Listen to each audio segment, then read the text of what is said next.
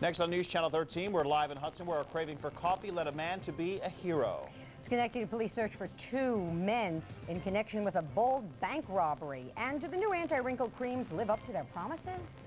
All next live at 5. Stay with us. And now, the Capital Region's first evening newscast. This is News Channel 13, live at 5. Tonight's top story. He works for a propane company, but now this man is called Doc after he saved a newborn baby. Good evening, I'm Benita Zahn. And I'm John Gray. It's a story that sounds like a plot out of a made-for-TV movie. A man stops by a convenience store just to buy a cup of coffee and saves a newborn baby's life. But it's no tall tale. In fact, Bryan Jackson talked with the hero this afternoon. Bryan joins us live from Hudson Falls, and he has the entire story. Well, John and Benita, it is a happy story.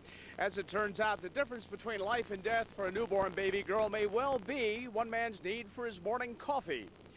Mike Breault stops at this Cumberland Farms store every morning in Hudson Falls on his way to work to pick up a hot cup of coffee. He was following that regular routine last Saturday, but this time Mike's day was anything but ordinary. Now, normally, Mike delivers propane at the National Gas Company just down the street. This particular day, he found himself delivering a baby. Out in the parking lot, there was something that was just totally unusual. A 27-year-old woman was giving birth in a pickup truck, and the baby wasn't breathing. Despite a call to 911, it was clear to Breault that there was no time to wait for an ambulance. The umbilical cord was wrapped around the baby's neck, so I reached in there and I pulled the umbilical cord around. His color started coming back, and then out came the rest of the way and let out a scream. Now, thanks to Breault's quick thinking, the mother is doing well. Her name is Mary Lou Allen, and her daughter, Brittany, is doing well as well. They've already been released from the hospital and been sent home. By the way, this was the mom's 7th delivery, and probably most certainly to be her most memorable. John and Benita, back to you. One can understand why she was calm, or relatively calm about it when Breault showed up. I'm just wondering, how long did it take until the folks from 911, managed to get a crew there? Well, they were here just moments later, but the baby was turning blue, and in fact, he said a very deep blue. He was very worried, and chances are that had he not acted, that baby might not have survived. And is Brittany's middle name now Breault?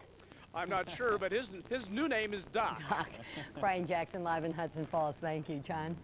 Well, Schenectady police are searching at this hour for 2 men who boldly robbed a bank this morning in broad daylight. Police say the 2 masked gunmen robbed the Albany Street branch of the First National Bank of Scotia. This happened just before 10 this morning.